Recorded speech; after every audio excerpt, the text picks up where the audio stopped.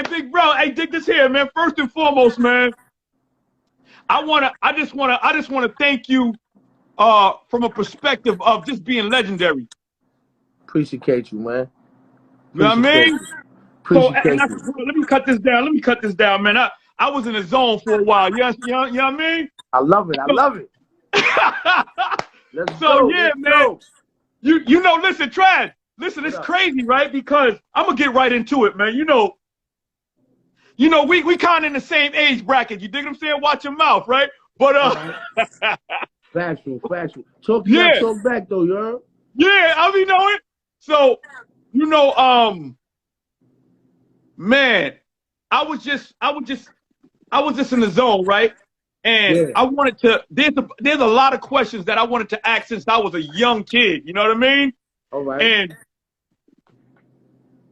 a lot of one of the questions, man, was a song that you did, right? And remember, this is 31 years ago. 31 years ago. All right. Black and I'm Proud, right? Oh yeah.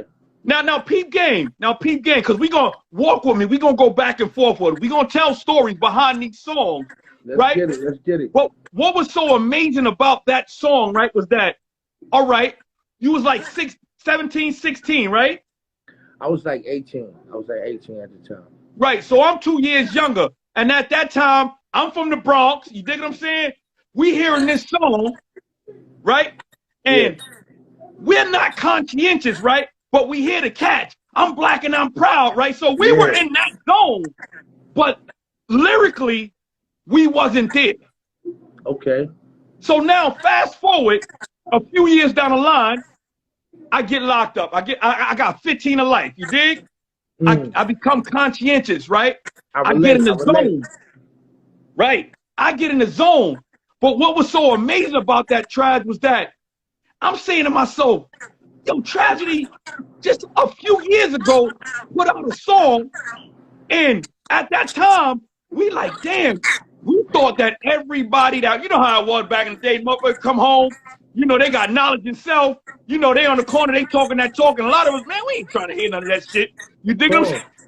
So when I heard that song, man, it amazes me that at that time, did you put that song out prior to you getting arrested or after? I put that song out after I did my first bid. Yeah, so with that being said, Trad, right? You know, now you come home, right? So of course, you know, hip hop maybe be a second generation. You dig what I'm saying? 90, 91-ish. You dig what I'm saying? Yeah, factual. We still got all, you know, like a different type of sound, right? You come home consciously inclined, right? Strategically, did you, like, was there people in your ear saying, yo? No, listen. If it was strategic, I would have did it. I would have made a smoother transition. And listen, there's a reason why I say that. Because for a long time, people didn't know that Tragedy Khadafi on the War Report was the same tragedy that made Intelligent Hoodlum. I get where you're going. And right.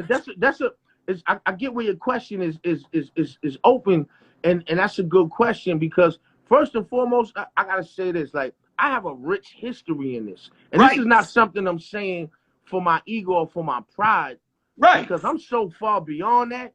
Like, I was literally raised in hip hop. I was literally raised in the streets. So I come from a different time. And I'm gonna say this.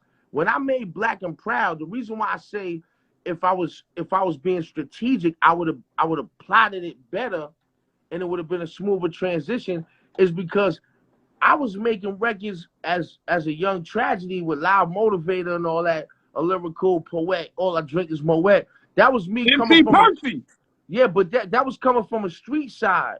So now when I made Intelligent Hoodlum, it was extreme consciousness, and like, I didn't look at it from a business and or branding standpoint. What I looked at it as is or what people need to understand when they understand my story. I hate to make it a winded answer, but I can't answer this quickly. No, I'm with you. All right, you with me? You walking with me? I'm walking with you, beloved, because we gonna go. All right, stay with me. I'm gonna carry the bag. Please do. So look, when I made Black and Proud, you gotta understand, I'm just coming home from prison. Now, while I was in prison, I had OGs try to, you know, school me and put me on the black, or should I say, consciousness? Because it's not, to me, it's bigger than black consciousness. Right. But I had OGs try to, you know, give me the right food. And, you know, respectfully, I showed them respect, but I didn't really ingest it. Right. Because to me, that shit was foreign. Like, to me, I'm like, yo, you trying to tell me about this? Who is this nigga Malcolm X? Who is Asada Shakur? Like, get the fuck out of here with this shit. Right. To me, successful niggas was niggas that made it in the street and got money. Anything outside of that, my scope and my world was so contained and small that I just couldn't believe, you know, these stories. I know the feeling. Soon as I walk in my people's crib, MCT Papa Mobb, you know, he an OG from the hood that put in a lot of work in hip hop, but didn't really get his mainstream acclaim. But like he helped really like kind of navigate me and Havoc at an early stage. So when I walk in the crib, my man got an episode playing on the VHS, and the video that was on was Public Enemy, Night of the Living Bassheads. Woo! But listen to me.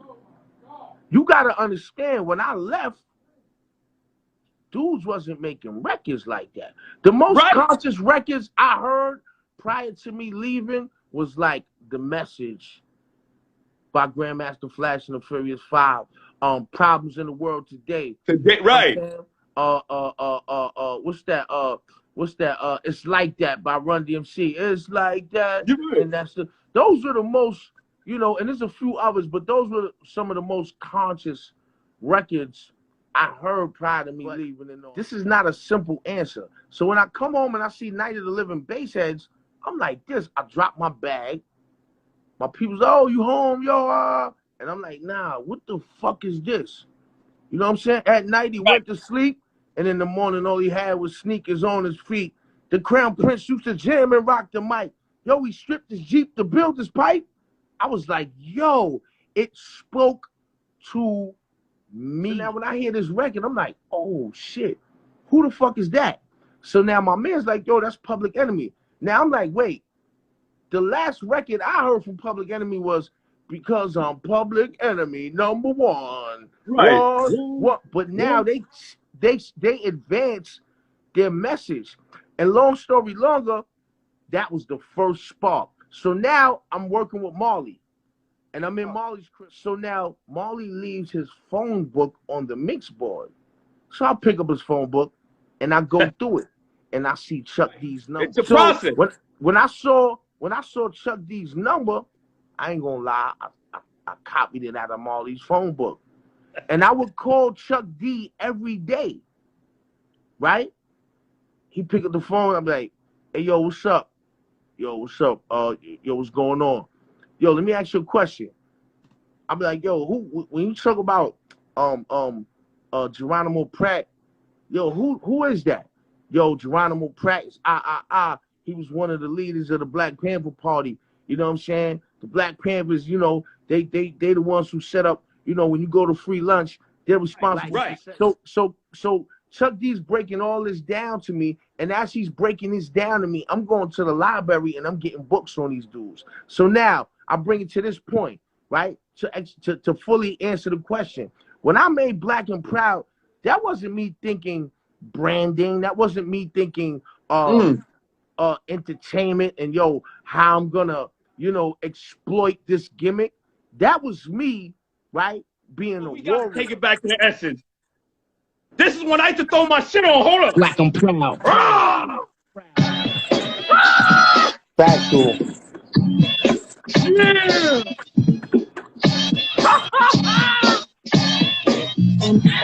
Yes. Black and Proud.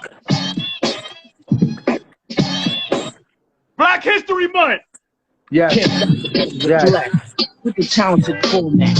I'm kicking the earth like a doormat. The more I grow, the more I understand. And I